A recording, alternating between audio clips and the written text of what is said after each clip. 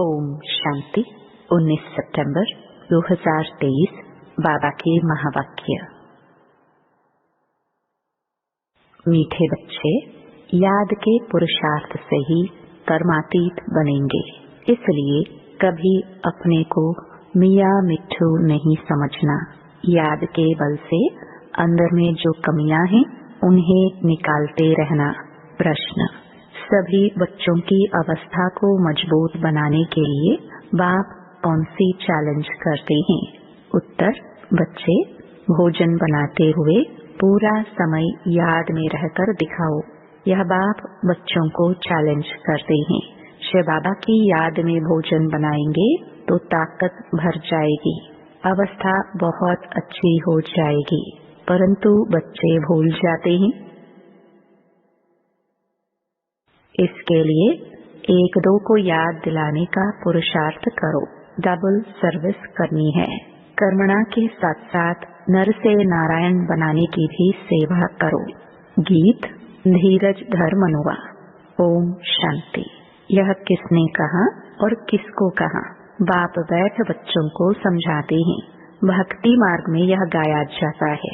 जब परमपिता परमात्मा आते हैं वही आकर धीरज देते हैं और कोई मनुष्य धीरज दे नहीं सकता। तुम जानते हो अब सुख के दिन आएंगे। बाप आए हैं सुख धाम ले चलने। यह है दुख धाम। यह सब भक्ति मार्ग के गीत हैं। यहाँ तो बाप सम्मुख बैठे हैं। बच्चों को कुछ कहने की दरकार नहीं पड़ती। बच्चे जानते हैं हमारे सुख के दिन आ रहे हैं। हम सुख की राजधानी स्वयं श्रीमत पर स्थापन कर रहे हैं। डिवाइन मत पर चल रहे हैं। एक होती है डिवाइन मत, दूसरी होती है अनडिवाइन मत। डिवाइन मत एक ही होती है जिसे श्रीमत कहा जाता है। अनडिवाइन मत माना आसुरी पतित मत, डिवाइन मत माना दैवी पावन मत। श्रीमत और आसुरी मत को तुम समझते हो। डिवाइन कहा जाता है पावन को, अनडिवाइन कहा जाता है पतित को। यह है ही पतित दुनिया। कोई भी पावन मनुष्य है नहीं।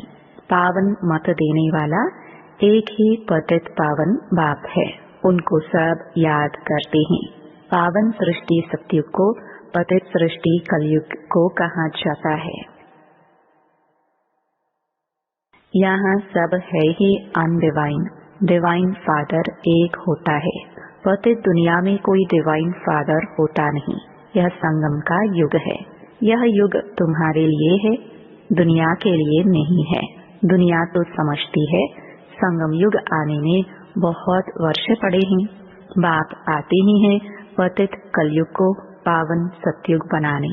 ऐसे तो वे कुमार और कुमारियां भी डिवाइन पावन हैं, परंतु फिर पतित जरूर बनना है। विकार से जन्म लेते हैं, इसलिए इस विकारी दुनिया में कोई डिवाइन नहीं होते। डिवाइन निर्विकारी को कहा जाता है। निर्विकारी होते हैं निर्विकारी दुनिया में। वह है ही वाइसलेस संपूर्ण निर्विकारी दुनिया। जबकि संपूर्ण निर्विकारी दुनिया है तो संपूर्ण विकारी दुनिया भी होगी। यह है संपूर्ण अनडिवाइन दुनिया। संपूर्ण डिवाइन दुनिया सतयुग को कहा जाता है।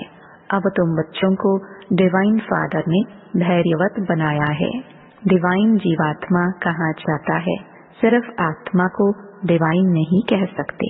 आत्माएं तो निराकारी दुनिया में रहती हैं। डिवाइन मनुष्य होते हैं पवित्र दुनिया में। यह है ही अपवित्र दुनिया। अपवित्र दुनिया को पवित्र दुनिया बनाना यह निराकार डिवाइन फादर का ही काम है। तुम बच्चों को अब धीरज मिलता है। बच्चे, अब सतयुग आ रहा है। सुख धाम स्थापन करने में समय तो लगता है। फट से तो दुख धाम विनाश हो, सुख धाम स्थापन नहीं हो जाएगा। तुमको भी देखो कितना टाइम लगा है। पतित सृष्टि कितनी बड़ी है। तुम भी जब लायक बनो ना, तुम खुद ही कहेंगे हम अभी स्वर्ग में जाने के लिए पूरे लायक नहीं बने हैं। पूरे लायक बन जाए फिर तो कर्मातीत अवस्था हो जाए, परंतु देह अभिमान बहुतों में होने के कारण समझते हैं हम तो संपूर्ण बन गए हैं, हमको श्रीमत की दरकार ही नहीं, इसलिए याद नहीं करते। बाप की याद से ही तो श्रेष्ठ बनेंगे। कोई कह न सके कि हम निरंतर बाप को याद करते हैं। अंदर में कोई यह न समझे कि हम तो निरंतर याद में रहते हैं। याद में रहते रहे तो बाकी क्या चाहिए। सारा दिन भी कोई याद में रहे तो कर्मातीत अवस्था हो जाए। बड़ा मुश्किल है बाबा की याद में रहना। तुम पुरुषार्थ कर रहे हो सुखधाम में राज्य भाग्य लेने लिए। अपने को देखना है। अगर हमारे में बहुत विकार हैं, कमियां हैं, तो हम इतना ऊंच पद पा नहीं सकेंगे। निरंतर याद की दौड़ी लगा नहीं सकेंगे। अपने को मियाँ मिट्ठू नहीं समझना है कि मैं तो संपूर्ण हूँ।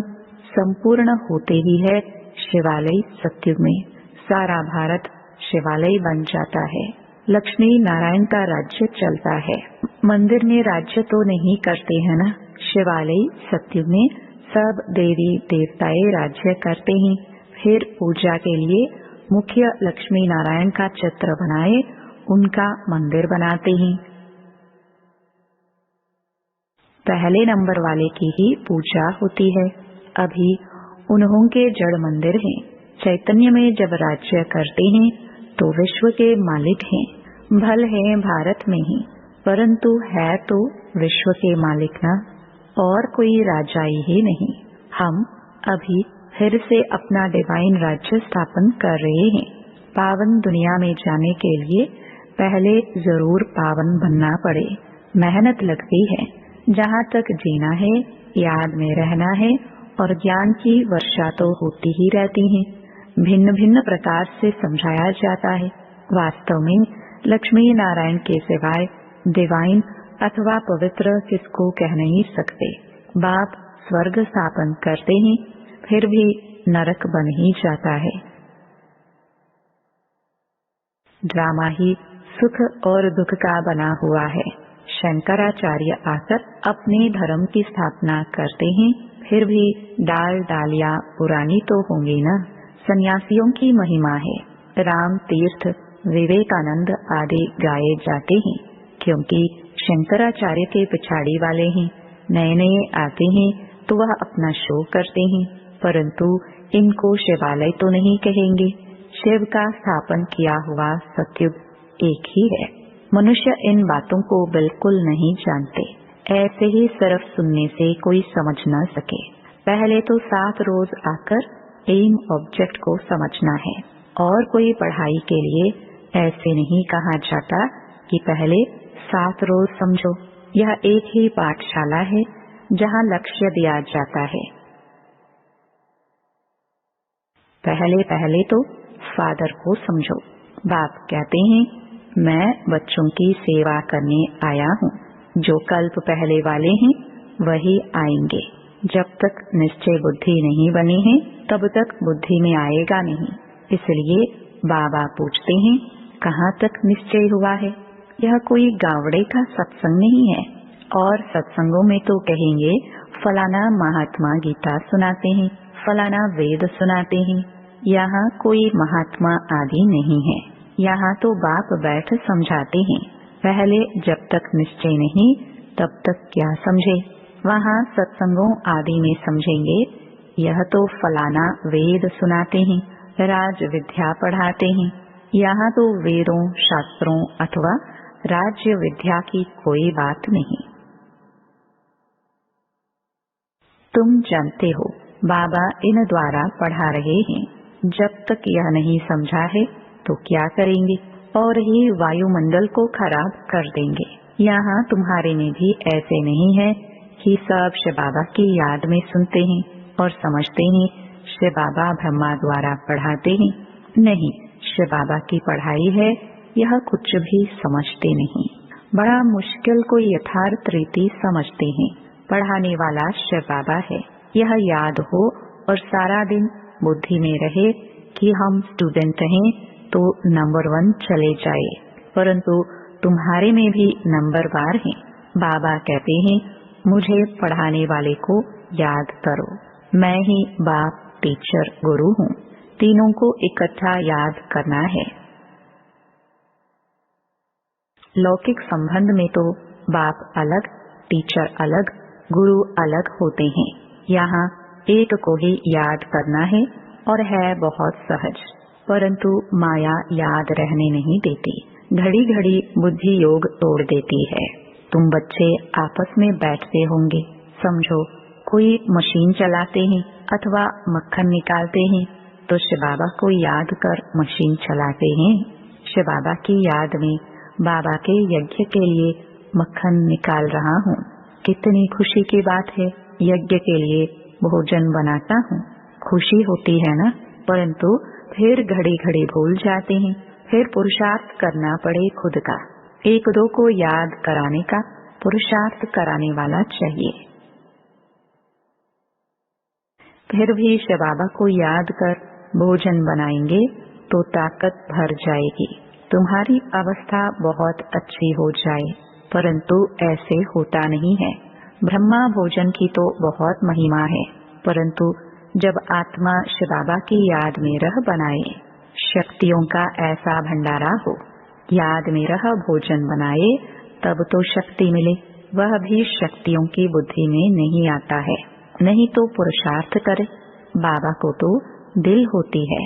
अपने हाथ से शिव बाबा को याद करते भोजन बनाऊं। प्रैक्टिस करनी है। देखे याद ठहर सकती है।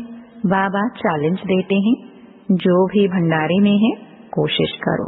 बाबा जानते हैं कि 1 घंटा भी याद नहीं कर सकते।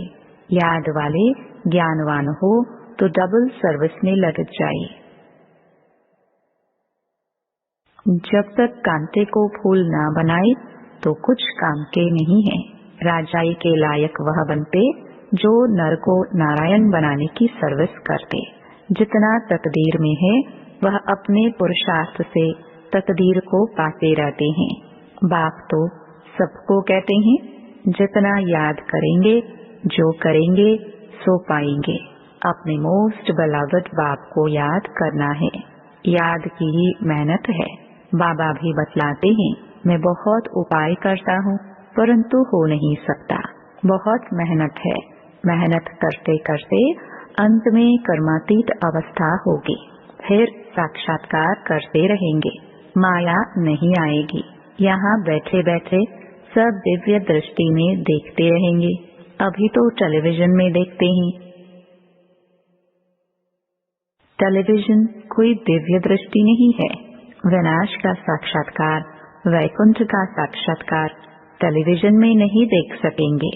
जितना जो ज्ञानी और योगी है उनको तो वैकुंठ की राजधानी देखने में आती रहेगी।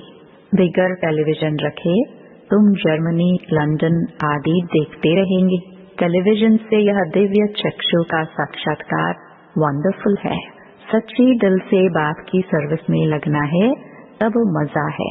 बुद्धि भी कहती है बाबा अंत में बहुत खातरी करेंगे। घुमाना, फिराना, बहलाना यह खातरी है ना। ऐसा बनने के लिए लायक भी बनना चाहिए ना। लायक बनाने वाले को याद करने से ही लायक बनते जाते हैं। जितना याद करेंगे और स्वदर्शन चक्र फिराता रहेगा तो फायदा है। बीज को याद करने से झाड़ भी याद आएगा। यह बातें सिवाय तुम्हारे कोई भी समझ ना सके। इस याद और ज्ञान से हम इतना जमा करते हैं, वहाँ यह पता नहीं होगा कि यह कहाँ से वर्षा मिला है। यह थोड़े ही समझते हैं कि यह हमारे संगम की कमाई है, बादशाही मिल जाती है, तुम सदा सुखी रहते हो। बड़ी भारी मंजिल है। अभी तुम डिवाइन बनते हो। सारी दुनिया अनडिवाइन है। तुम मनुष्य से देवता डिवाइन बन रहे हो। मनुष्य को देवता बनाने वाला एक ही गॉड फादर है। फादर अक्षर कहना बड़ा सहज है। कोई भी बूढ़ा बुजुर्ग देखेंगे तो उनको बाबा व पिताजी कहेंगे। बूढ़ा बूढ़े को देखेंगे तो भाई समझेंगे। छोटे बड़े को देखेंगे तो बाप समझेंगे। निराकार बाप का तो कोई को पता नहीं है, सिर्फ कह देते हैं गॉड फादर। यह नहीं समझते हैं कि हम आत्मा हैं, हमारा बाप वह है। बाप जरूर वर्षा देता होगा। अभी तुम जानते हो हमारा बाप हमको वर्षा दे रहे हैं। इस वर्षे के लिए ही हम बार बार पुकारते थे, प्रार्थना करते थे। अब वही पढ़ा रहे हैं। अभी हम प्रार्थना अथवा भक्ति करने से छूटे। बड़े मजे की नॉलेज है। कहते हैं आप हमारे बेहद के बाप हो, फिर हमको छोड़ लौकिक बाप के पास बुद्धि क्यों जाती है? परंतु किसकी तकदीर में नहीं है तो बुद्धि में बैठता नहीं। खुद ही कहते हैं हमारी तकदीर में राजयोग की बादशाही नहीं है, तो बाबा क्या करे? क्यों नहीं तकदीर बनाते हो? तकदीर बनाने में तो कोई को मना नहीं है। तकदीर में नहीं है तो बाबा को छोड़ देते। फिर माया बिल्ली बुद्धि में घोटाला डाल देती है।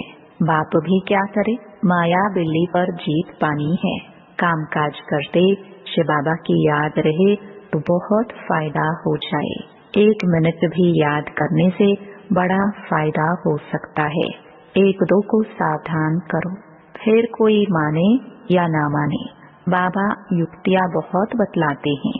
अच्छा, मीठे मीठे सिखिलदे बच्चों प्रति माता पिता बाप दादा का याद प्यार और गुड मॉर्निंग। रूहानी बाप की रूहानी बच्चों को नमस्ते। धारणा के लिए मुख्य सार। पहला, 1-2 को बाप की याद दिलाने का पुरुषार्थ करना है। बाप, टीचर, सतगुरु तीनों को साथ साथ याद करना है। भोजन बनाते व खाते समय याद में जरूर रहना है। दूसरा, सच्चे दिल से बाप की सर्विस में लगना है। कांटों को फूल, मनुष्य को देवता बनाने की सेवा करनी है। वरदान, व्यक्त भाव से ऊपर रह, फरिश्ता बन, उड़ने वाले सर्व बंधनों से मुक्त भव। देह की धरनी व्यक्त भाव है। जब फरिश्ते बन गए फिर देह की धरनी में कैसे आ सकते? फरिश्ता धरती पर पांव नहीं रखते। फरिश्ता अर्थात उड़ने वाले, उन्हें नीचे की आकर्षण खींच नहीं सकते। नीचे रहेंगे तो शिकारी शिकार कर देंगे, ऊपर उड़ते रहेंगे तो कोई कुछ नहीं कर सकता। इसलिए कितना भी कोई सुंदर सोने का पिंजड़ा हो, उसमें भी फंसना नहीं। सदा स्वतंत्र, बंधन मुक्त ही उड़ती कला में जा सकते हैं। स्लोगन, असंभव को संभव कर सफलता की अनुभूति करने वाले ही सफलता के सितारे हैं। ओम शांति।